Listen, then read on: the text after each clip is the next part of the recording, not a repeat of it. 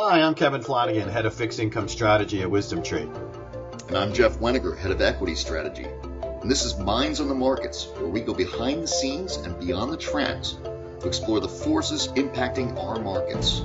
Welcome back, everyone. Thank you for liking and subscribing to the Minds on the Markets. Of course, it's Wisdom Tree. You see right there? It says Wisdom Tree right there. So make sure you're following all of our stuff. You know, Kevin and I write a one-pager on Minds on the Markets if you like the written word as well. And this week, we put Kevin to it. I didn't write a single thing of it. Kevin was writing. Kevin was writing. And look, we had rumor mill in the Treasury market as to, well, I don't know. You tell me. China was liquidating treasuries was the rumor mill. And any truth to that? What was the situation on that front? I'm going to call fake news on that one, Jeff. Okay. You know, do we have concrete evidence one way or the other? No. Unfortunately, the data comes from the Treasury, and it's with a 1-month lag. But, I didn't see any footprint on that front. And you kind of have to think about it. The Chinese own about 700 or 800 billion in treasuries. Word gets out, they're liquidating. What do you think that does to their portfolio? Nothing good. Matter of fact, it would just exacerbate problems in the treasury market. And then once they get the treasuries and sell them, what are they sitting with? Dollars. What are they going to do with the dollars? So really, to me, it made no sense. I think it was more of a confluence of factors that we saw. A reversal of the flight to quality trade, unwinding some other positions that we're expecting to see yields continue to fall, and then good old selling to raise cash. I'm hearing a lot about that, interestingly enough, that there may have been a decent amount of selling just to raise cash. Mm-hmm. And look, one of the things, because I work with you, I hear what you're saying every day.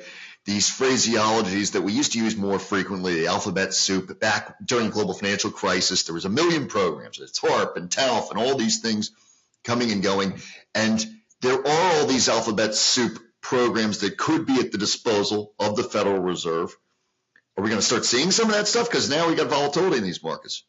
Nah, I don't think yet. I mean, I don't think the turbulence rose to that level. We've heard that from certain Fed officials late last week as well. You're not seeing also what I would consider to be the most important part of this. You're not seeing that kind of stress in the funding markets like you did in COVID, like you did during the financial crisis. But back to your point, the alphabet soups, right? Everyone says, well, the Fed's got to give you an emergency rate cut. No.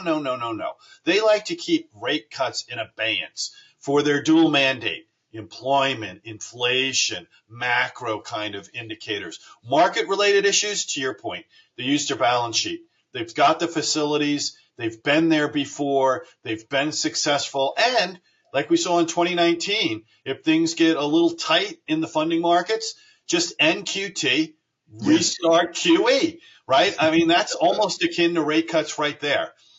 You read 99 people talk about rate cuts for every one person that says just transition from QT to QE. You need to elaborate on this because we've been talking about the QT had been a couple $1 trillion. The balance sheet had declined over the last few years. And it's just as simple as that. Just end QT and that'll be the easing, right? Yeah. So, I mean, for those of you not familiar, QT, quantitative tightening. Remember, the Fed had added to their balance sheet, buying treasuries, buying mortgage-backed securities. Well, it was time for them to unwind that, to stop that kind of purchasing. That's quantitative tightening, QT. What's the opposite?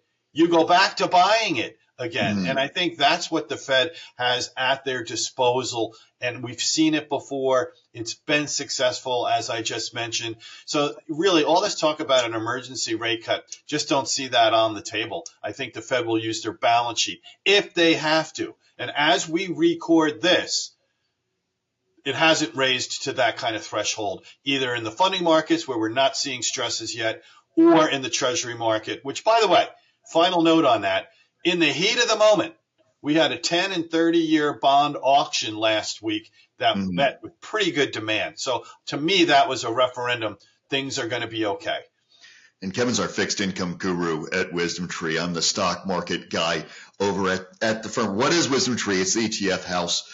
Those of you who have been investing with us for years may know that, but some of you just stumble across us here on the Minds on the Markets page on YouTube. So make sure you're liking and subscribing. That'll do it for this quick hit. Have a great day.